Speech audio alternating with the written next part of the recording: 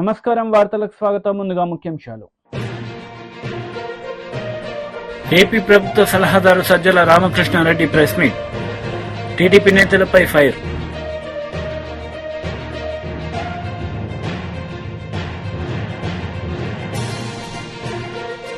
TDP politburo సభ్యులు Varla Ramaiah press meet. CM Jagan పై fire.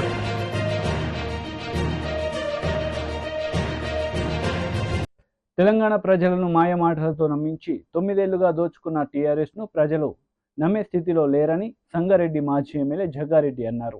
ఈ సందర్భంగా ఆయన ప్రసంగించారు.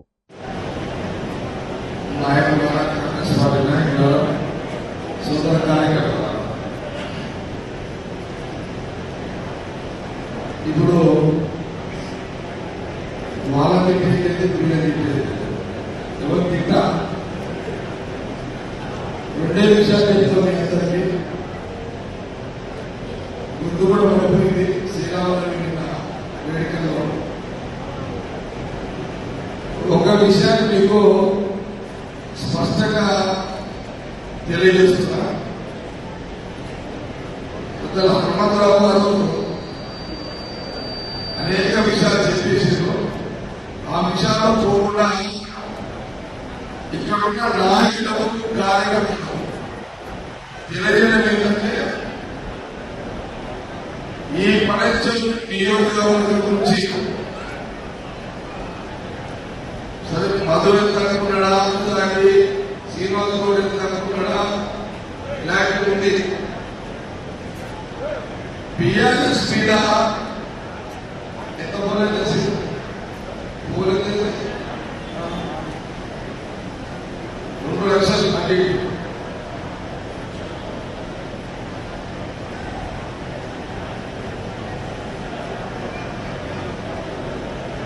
ఇప్పుడు నేను శ్రీరామరావుకి ఏం చేస్తున్నానంటే ఈ అభ్యర్థికి మనం నీలం మధుకి 2 లక్షలు ఇవ్వాలైతే 1,25,000 ఓట్లు తీసుకోండి. ఆ మిగతా 75,000 ఆ 2 పార్టీలు ఏమైనా చేసుకుంటుంది. సాధ్యమేగా చేస్తామైతే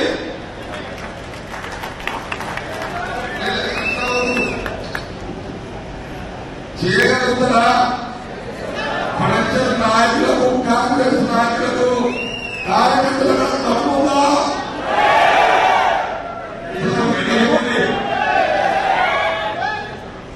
మళ్ళీ ఏమడుగుతున్నా 2,25,000 కాంగ్రెస్ నీలమలు 70,000 ఆ 2 పార్టీలు 1,25,000 ఓట్లు కాంగ్రెస్ పార్టీ చేసే దమ్ము ఉన్నదా? చేతులకు రాదు, గుర్తింపు పెట్టాలి.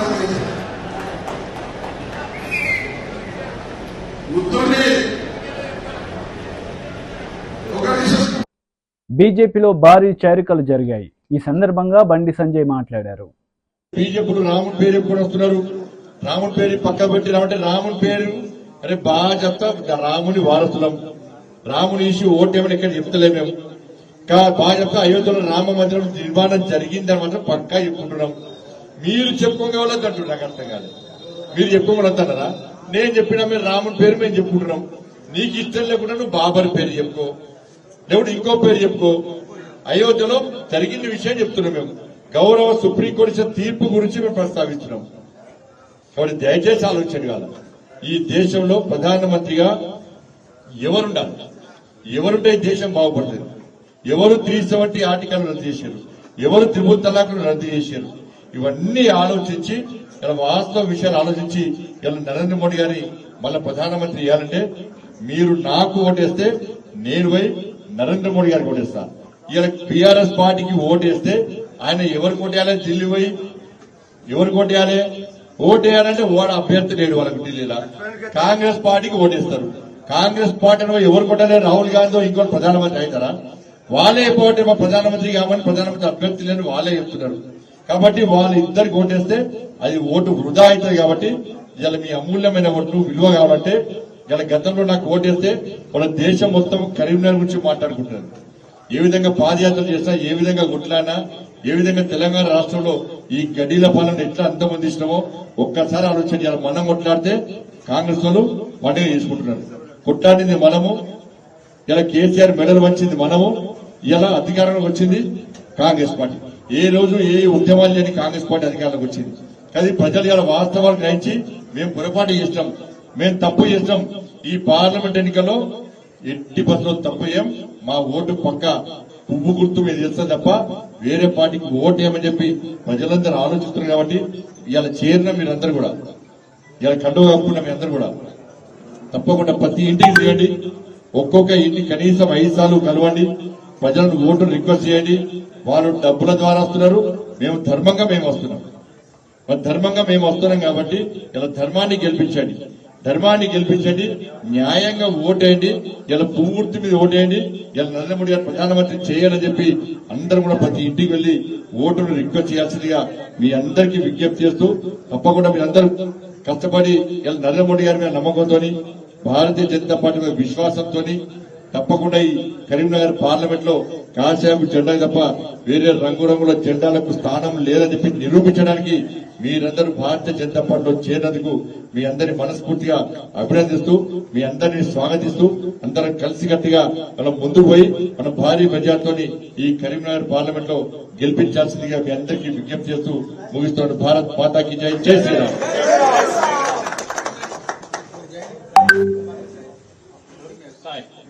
రండి.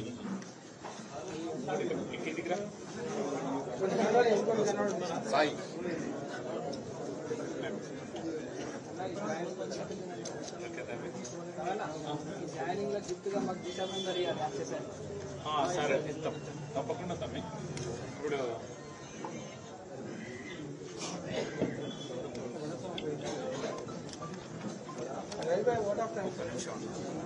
ఒక్క నిమిషం అన్న పంపిస్తానా, గోపాల్ పంపిస్తాను.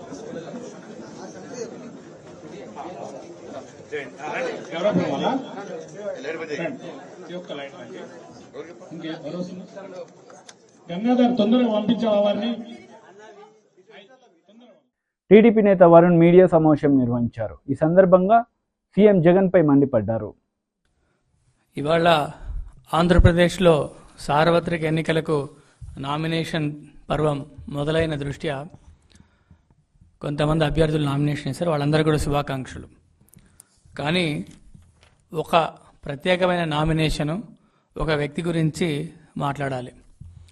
వైఎస్ఆర్సీపీ పార్టీ తరఫున చిత్తూరు అభ్యర్థిగా ఒక రెడ్ శాండిల్ స్మగ్లర్, దాదాపు 15 కేసుల్లో రెడ్ శాండిల్కి అక్రమ రవాణా కేసులు ఉన్నటువంటి విజయానంద రెడ్డి అనే వ్యక్తి చిత్తూరు పార్టీ అభ్యర్థిగా నామినేషన్ వేశారు.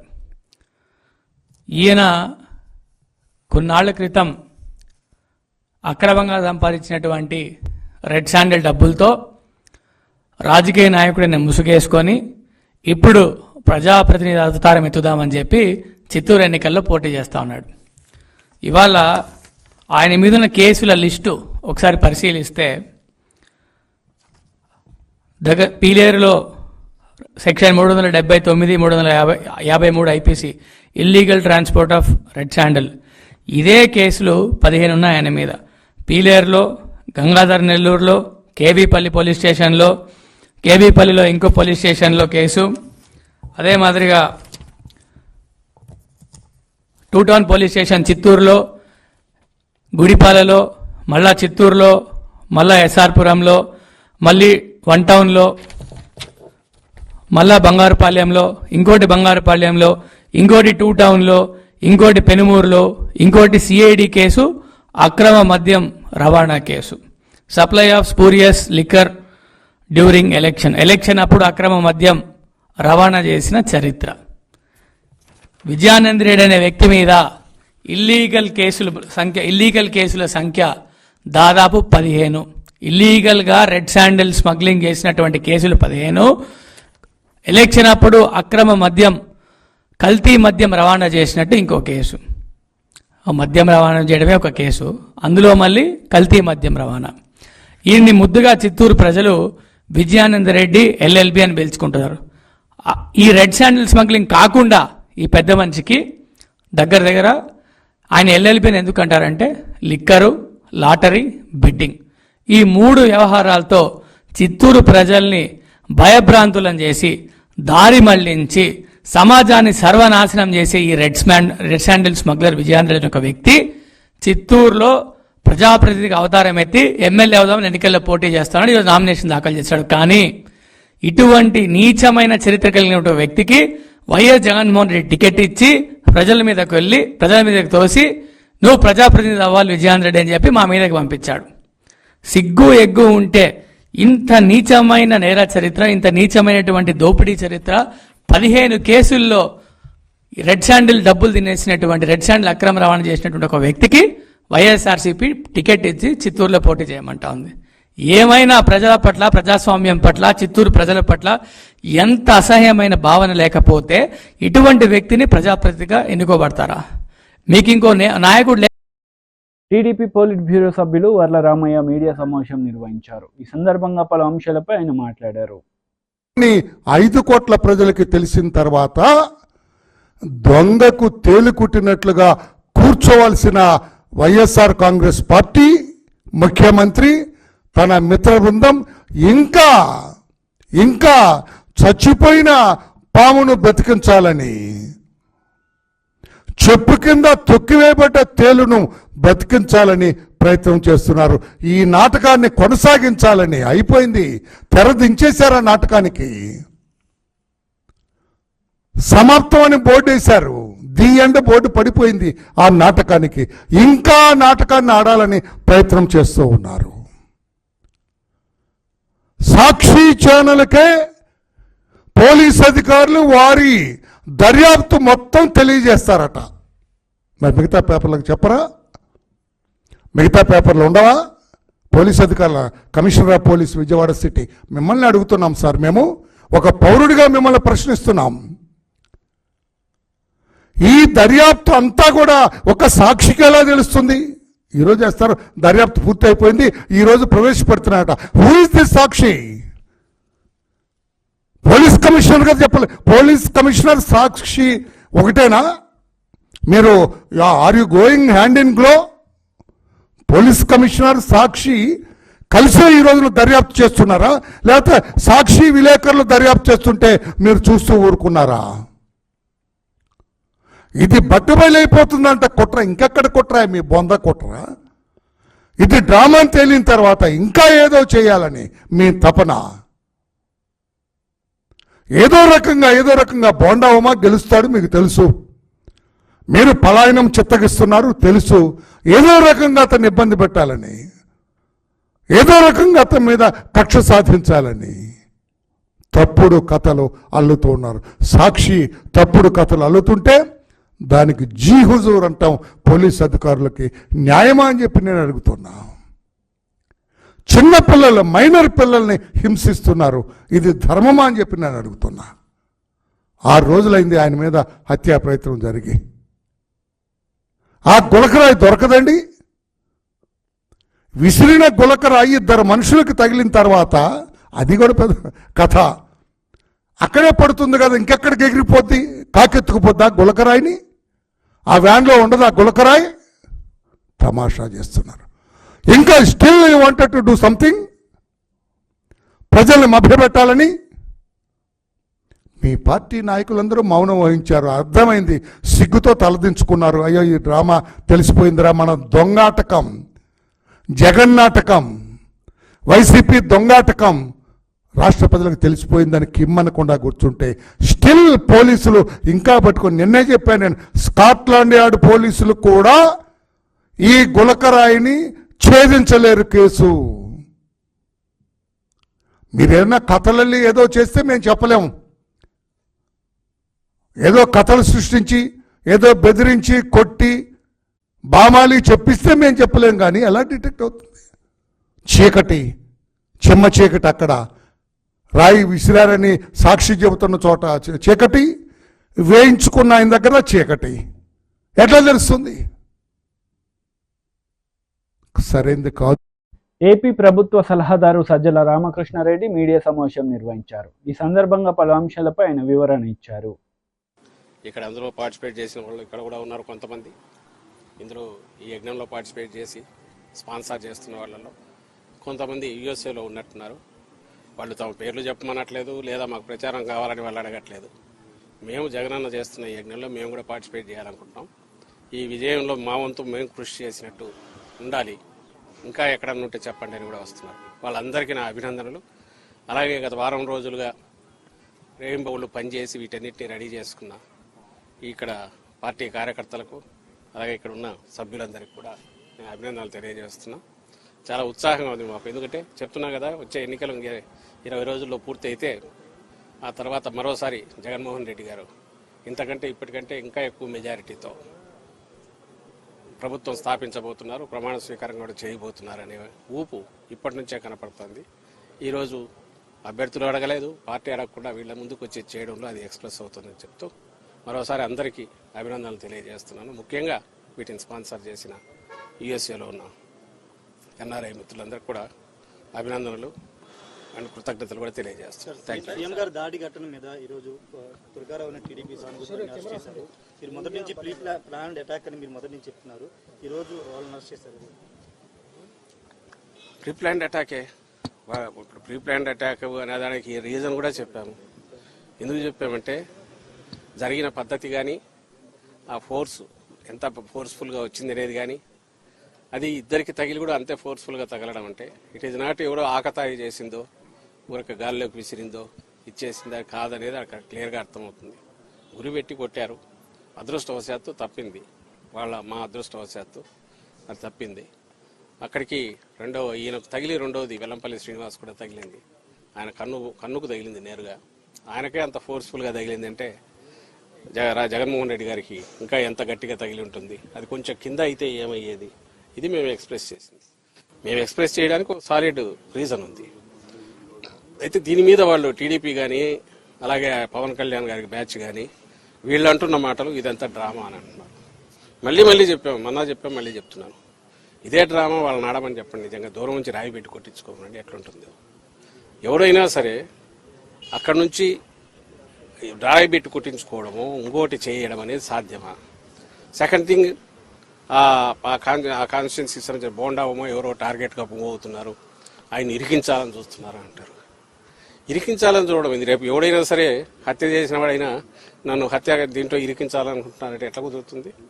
When there is a reason, valid reason to doubt, దాని మీద ఇన్వెస్టిగేషన్లో తేలినప్పుడు దీని వెనక ఏదైనా కుట్ర ఉంది, కొట్టినవాడు ఎవరు, దాని వెనక కుట్ర ఉంది. కుట్ర ఉంది అని ఎందుకు అనుకుంటున్నామంటే అది సాహసం. ముఖ్యమంత్రి గారి మీద గురిపెట్టి ఒక వెపన్తోనో ఇంకో రకంగానో లేదా గట్టిగా తగిలే రకంగా సాహసం ఎవరు చేయగలరు?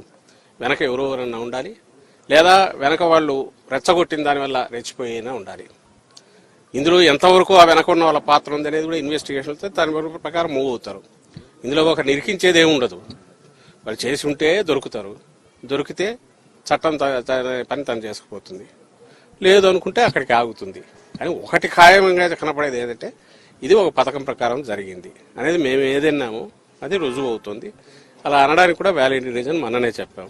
అలాగే మళ్ళీ చెప్తున్నాం, ఒకవేళ ఇది ఎవరైనా డ్రామాలు అనుకుంటే ఆ రోజు కత్తితో 19లో జరిగిందైనా, ఈరోజు రాయితో తగిలిందైనా, ఆ డ్రామా ఏదో వాళ్ళని ఎనాక్ట్ చేసి చూపమంటున్నాం. ఒకవేళ వాళ్లకు కావాలంటే దూరం నుంచి ఒకటి వేయించుకొని రాయి ఎక్కడ తగులుతుందో ఆ సాహసం చేయమనండి. తలకాయ ఉండేవాడు ఎవడైనా డ్రామాలు వేసేవాడు అర్థం చేయించుకుంటాడా? ఏమన్నా దానికి వాళ్ళే ఆన్సర్ ఇవ్వాలి. ఈ రోజు కూడా అదే మాట్లాడుతున్నారు. వాళ్ళంతటా వాళ్ళే 2 స్టోరీలు రాస్తున్నారు. వాళ్ళంతటా వాళ్ళే మేము ముందే చెప్పినట్టుగా ఇరికించాలని చూస్తున్నారని. అది అతను రోల్ ఉంటుంది కాబట్టి దాంట్లో బయటకు వస్తుంది. రోల్ ఎందుకు ఉంటుందంటే వాళ్ళు పవర్ఫుల్, వాళ్ళ ప్రాపకం లేని కింద ఇంకోడెవడో ఆ పని చేయలేడు కాబట్టి. సో మా స్టాండ్ అదే ఉంది, అదే రుజువు అవుతుంది ఈరోజు. అది బోండా ఉమా, లేదంటే ఆయన కంటే పై వాళ్ళు ఉన్నారా, లేదంటే ఆయన కింద వాళ్ళు ఆయన ఆశీస్సులతో చేయించారా, ఎవరు ఉంది అనేది ఇన్వెస్టిగేషన్లో తేలాలి. మేము చెప్పగలిగింది ఆ incident pre planned, pre meditated attack అనడానికి కావాల్సిన ఆధారాలు ఉన్నాయి. అది ప్రీ ప్లాన్డా ప్రీ మెడిటేటెడ్ అనే ఆధారాలు ఉన్నప్పుడు దానికి తగిన మోటివ్ ఎవరుకుంటుంది అనుకున్నప్పుడు పలానా వాళ్ళు ఉండొచ్చు అని భావించినాము. వాళ్ళు కాక ఇంకోరు ఎవరైనా ఉండొచ్చా, అంతకంటే చంద్రబాబు నాయుడు కంటే ఇంకా పైన ఎవరైనా ఉన్నారా, లేదంటే చంద్రబాబు నాయుడు కంటే కింద వాళ్ళు అనుకున్నారా, ఇవన్నీ ఇన్వెస్టిగేషన్లో తేలాల్సినవి. మేము జరిగింది దాడి, అది హత్యాయత్నం. దానికి సంబంధించి ఎవరు బాధ్యులో వాళ్ళు పట్టుకునే ప్రయత్నం చేస్తే బాగుంటుందని complaint. Minister Jogi Ramesh press meet నిర్వహించారు. ఈ సందర్భంగా పలు అంశాలపై ఆయన మాట్లాడారు. ఇంత మంచి పేరు వచ్చింది? జగన్మోహన్ రెడ్డి గారి వైపు ఎందుకు చూస్తా ఉన్నారు? ఆంధ్రప్రదేశ్ రాష్ట్రం వైపు ఈ పథకాలు మాకు కావాలి, ప్రజా సంక్షేమం మాకు కావాలని చెప్పేసి మిగిలిన రాష్ట్రాల ముఖ్యమంత్రులందరూ కూడా ఎందుకు ఉవ్విళ్ళూరుతా ఉన్నారు జగనన్నలాగా పరిపాలన చేయాలని? చంద్రబాబు నాయుడు నీ 14 సంవత్సరాల నీ పరిపాలనలో ఒక్క పథకం చెప్పు. దిక్కుమాలిన చంద్రబాబు నాయుడు రేపు దిక్కులేని వాడైపోబోతా ఉన్నాడు. రేపు ఎన్నికల్లో మే 13వ తారీఖు ఎన్నికల తేదీ ఎప్పుడు వస్తుందా? పోలింగ్ స్టేషన్ ఎప్పుడు తీస్తారా? అందరూ కూడా వెళ్ళి జగనన్నకి ఓటు వేయాలా, ఫ్యాను గుర్తుకు ఓటు వేయాలని చెప్పేసి ఉర్రూతలుగుతా ఉన్నారు. ఈ పరిస్థితుల్లో తిట్టటమే పనిగా పెట్టుకొని హెలికాప్టర్ అంట, ఆయన దిగటం అంట, ఈయన రావటం అంట, ఇద్దరు కలిసి వెళ్ళటం అంట, తిట్టడం. నమ్మరుగాక నమ్మరు మిమ్మల్ని. ఇద్దరు మోసగాళ్లు. ఈ ఇద్దరు మోసగాళ్లకు తోడు మళ్ళీ ఢిల్లీ పోయారు. ఢిల్లీలో మళ్ళీ బీజేపీతో కలిశారు. కొత్త ఉంది మీకు. 2014లో మీరు కాదా? మీ ముగ్గురేగా పోటీ చేసింది. మీ ముగ్గురు పోటీ చేశారు, మీ ముగ్గురు కలిసి ఉన్నారు, మీ ముగ్గురు గెలిచారు, ఇద్దరు కలిసి ప్రభుత్వాన్ని ఏర్పాటు చేసుకున్నారు. అక్కడ మీరు, ఇక్కడ మీరు, ఢిల్లీలో మీరు, ఆంధ్రప్రదేశ్ ప్రభుత్వాలు ఏర్పాటు చేసుకున్న తర్వాత ముగ్గురు కూడా తిట్టుకొని 3 ముక్కలైన తర్వాత మరలా తిట్టుకోవడం కూడా మామూలుగా తిట్టుకోవాలి, అమ్మనాభూతులు తిట్టుకున్నారు మీరు. పవన్ కళ్యాణ్ ఏం తిట్టారు? చంద్రబాబు నాయుడు గారిని అందరూ వీడి పెద్ద పుడింగాడా, వీడి వల్ల మేము గెలిచామా, వీడి మొహం చూసి మాకు ఓటేశారా అని చెప్పేసి పవన్ కళ్యాణ్ని బండబూతులు తిట్టారే, వాళ్ళ కుటుంబం మొత్తాన్ని తిట్టారే, వాళ్ళ అమ్మని తిట్టారే. ఈ చంద్రబాబు నాయుడు మోడీ గారిని, మోడీ కుటుంబ సభ్యుల్ని మొత్తాన్ని తిట్టారు బండబూతులు. మళ్ళీ ఏ మొహం పెట్టుకుని కలుగుతారా మీరు? సిగ్గు శరం ఉందా? విలువలు ఉన్నాయా? విశ్వసనీయత ఉందా మీకు? మార్చిపారేస్తారు మీరు. మీకు అలవాటైపోయింది. మీకు మారుస్తారు. పవన్ కళ్యాణ్కి అయితే అన్ని మారుస్తాడు. అతనికి అలవాటైపోయింది ఇది. దుర్మార్గులారా, మీరు ఇష్టం వచ్చినట్టు అది బంగాళాఖాతం ఏంది గెలిపేది? మీ బొందా. రేపు రిజల్ట్స్ తర్వాత మిమ్మల్ని ఎక్కడ కలుపుతారో చూడండి జనం. అసలు రిజల్ట్స్ తర్వాత తెలుగుదేశం పార్టీ ఉండదు, చంద్రబాబు నాయుడు ఉండదు, అడ్రస్ గల్లంతే. ఈ పవన్ కళ్యాణ్ ఉండదు, జనసేన పార్టీ ఉండదు. మొత్తం కూడా సాపాదిని చదువుకొని హైదరాబాద్ దుకాణం, కేర్ ఆఫ్ హైదరాబాద్. ఈ 2 పార్టీల అడ్రస్ గల్లందు కాబోతా ఉన్నాయి. ఈ ఇద్దరు లీడర్లు కూడా, కుప్పంలో చంద్రబాబు నాయుడు, పిఠాపురంలో పవన్ కళ్యాణ్, ఇద్దరు కూడా అక్కడేమో సైకిల్ కూలిపోతుంది, ఇక్కడేమో గ్లాస్ పగిలిపోబోతుంది. ఈరోజు ఒకటే చెప్తా ఉన్నాం, మనసు పెట్టాడు, ప్రజల మనసులు గెలుచుకున్నాడు. 3648 కిలోమీటర్ల సుదీర్ఘ పాదయాత్ర. ఆ పాదయాత్రలో ప్రజల సంకల్పం, ఆ సంకల్పమే మేనిఫెస్టో, ఆ మేనిఫెస్టోనే ప్రజల గడపకు చేరింది. ప్రజల గడపకు చేరింది. ప్రజల గడపకు చేరింది కాబట్టి ప్రతి గుండెలో జగన్ అన్న ఉన్నాడు కాబట్టి ఈరోజు జనం మొత్తం జగనన్న జగనన్న జగనన్న. ఫ్యాను గుర్తు, ఫ్యాను గుర్తు, ఫ్యాను గుర్తు. చంద్రబాబు నాయుడు పతనం అయిపోబోతా ఉన్నాడు. నేను ఒకటే చెప్తా ఉన్నాను, తెలుగుదేశం పార్టీలో ఉన్న నాయకులకు చెప్తా ఉన్నా, తెలుగుదేశం పార్టీ కేడర్ కూడా చెప్తా ఉన్నా, చంద్రబాబు నాయుడిని నమ్ముకుంటే నట్టేట మునిగిపోతారు. ఇప్పటికైనా చాలా మంది తెలుసుకొని మా వైపు వచ్చేసారు. మొత్తం ఇటు పక్కన జనసేన ఖాళీ అయిపోయింది, ఇటు పక్కన తెలుగుదేశం ఖాళీ అయిపోతుంది. మిగిలిన వాళ్ళకి కూడా చెప్తా ఉన్నా, జగన్ అన్న వెంట నడవండి. ఎన్నికల ప్రచారంలో భాగంగా మాజీ మంత్రి హరీష్ రావు పాల్గొన్నారు. ఈ సందర్భంగా బీజేపీకి ఓటు వేయొద్దంటూ ఆయన వేడుకున్నారు. 10,000 ఇచ్చినాకనే అక్క జిల్లాలో ఓట్లు అడగాలి. ముసలిళ్ళకి 8,000 బాకీ ఓటు గాలి ఇచ్చినాకనే కాంగ్రెస్ ఓటు ఓటు అడగాలి. మా రైతులకు 2 లక్షల మాఫీ చేస్తా ఉన్నావు, గాలి చేసినాకనే మాట్లాడమని అడగాలన్నా వద్దా? మనం దయచేసి ఆలోచన చేయండి. ఎన్ని మాటలు. అక్క జిల్లాలకు కేసీఆర్ ఉండగా ఆడవిలో పెళ్లి పెట్టుకుంటే ₹1,00,000 ఇచ్చిండు, కళ్యాణ లక్ష్మి ఇచ్చిండు. అది చూసిండు రేవంత్ రెడ్డి. అందరూ అటే ఉందని అనుకున్నాడు. ఏమన్నా గాని ఓడ దాటదాకా ఓడ మల్లప్ప, ఓడ దాటినాక బోడ మల్లప్ప అనుకున్నాడు. నేను తులం బంగారం ఇస్తాను, నేను తులం బంగారం ఇస్తాను. నాకు తెలిసి మొన్న మంచి రోజు వచ్చినాయి, లగ్గాలు ఫుల్ అయినాయి. మార్చి ఏప్రిల్ రోజు అవుతున్నాయి లగ్గాలు. ఈ తెలంగాణలో ఈ 2 నెలల 1,00,000 లగ్గాలైంది. అంటే ఈ రేవంత్ రెడ్డి గవర్నమెంట్ అక్క చెల్లెలకు 1,00,000 తులాల బంగారం బాకీ పడ్డది. పడ్డదా పర్లేదా? అదేంటో ఏమో ఈ కాంగ్రెస్ వాళ్ళు వచ్చినాక. వీడు రాకముందు 50,000 తులం ఉండే. ఈ కాంగ్రెస్ వచ్చిన 4 నెలల్లో 75,000 రూపాయలకు తులమైంది. కొండెక్కింది బంగారం ధర. 25,000 ధర పెరిగింది. ఈ కాంగ్రెస్ వచ్చినాక సిమెంట్ బస్తా 65 రూపాయలు పెరిగింది.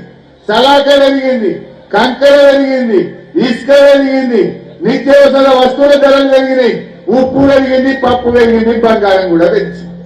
ధరలు పెంచింది తప్ప రేవంత్ రెడ్డి ఇచ్చిందా బంగారం అయితే లేదు. ఉన్నదా? వచ్చిందా తులం బంగారం? 6,000 స్కూటీలు ఇస్తాడు, పిల్లలకు ఉద్యోగాలు ఇస్తాడు, అన్ని అబద్ధాలు చెప్పిండు. అందుకే నేను మీ అందరినీ కోరేది ఒకటే, ప్రశ్నించే గొంతును గెలిపియండి. రేపు అసెంబ్లీలో కాంగ్రెస్ వాళ్ళ మెడలు వచ్చి మీ అందరికీ రావాల్సిన బరాబరి ఇప్పించే ప్రయత్నం చేస్తాం. వినోదన్న ప్రజల మనిషి. ఇటొక బండి సంజయ్ గారు ఉన్నాడు. కొంతమంది ఏమో పబ్లిసిటీ మనుషులు ఉంటారు, కొంతమంది ఏమో పని చేసే మనుషులు ఉంటారు. మీకు పబ్లిసిటీ చేసుకోవాలి కావాలన్నా, పని చేసుకోవాలి కావాలన్నా? వినోదన్న ఏం చేసిండో ఇలా కరీంనగర్ లో ఎవరిని అడిగినా చెప్తారు. ఆయన ఎంపీగా ఉంటే ఢిల్లీ నుంచి 1,000 కోట్ల రూపాయలు కరీంనగర్ స్మార్ట్ సిటీకి తెచ్చిండు మన వినోదన్న. రైలు తెచ్చిండు వినోదన్న, జాతీయ రహదారులు తెచ్చిండు వినోదన్న. అందువల్ల ప్రజల మనిషి వినోదన్నను మనం గెలిపించుకోవాల్సిన అవసరం ఉంది. ఈ చీప్ టాక్టిక్స్ చేస్తుంది పబ్లిసిటీ కోసం పిచ్చి పిచ్చిగా మాట్లాడేటోళ్ళని గెలిపిస్తే మనం ఆగమైపోతాం. బండి సంజయ్ గెలిచి 5 ఏళ్లలో బెచ్చంకిలో నయా పైసా పని అయిందా చెల్లె? తమ్ముడు, 1 రూపాయి పని అయిందా అని అడుగుతున్నా. ఉత్తరే మాటలు కావాలన్నా, చేతలు కావాలన్నా? ఇవాళ వినోదన్న ఒక విజన్ ఉన్న మనిషి. విజన్ ఉన్న వినోదన్న మళ్లీ కరీంనగర్ కు ఎంపీ కావాల్సినటువంటి అవసరం ఉంది. దయచేసి ఆలోచించండి. ఇవాళ కాంగ్రెస్ చాలా విషయాలు చెప్పింది, మీకు ఇలా అన్ని అర్థమైనాయి. నేను వట్టిగలే. ఇలా నన్ను ప్రజలే చెప్తున్నారు, అన్నా ఇక పొరపాటు అయింది, ఇలా ఊర్లలో వద్దురో నాయన ఈ కాంగ్రెస్ పాలన అని ప్రజలే అనుకుంటున్నారు. ప్రజల్లో ఇలా కరెంటు బాధలు, మంచినీళ్ల బాధలు, పంటలు ఎండిపోతున్నాయి, వడ్లు కొనే దిక్కు లేదు. వార్తలు ముగించే ముందు ముఖ్యాంశాలు మరోసారి. ఏపీ ప్రభుత్వ సలహాదారు Sajjala Ramakrishna Reddy press meet. TDP నేతలపై ఫైర్.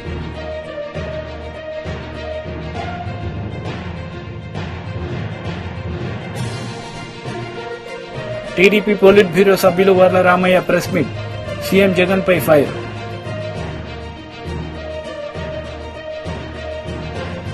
ఈ వార్తలు ఇంతటితో సమాప్తం. తిరిగి ప్రసారమయ్యే వార్తల్లో మళ్ళీ కలుద్దాం. అంతవరకు సెలవు. నమస్తే.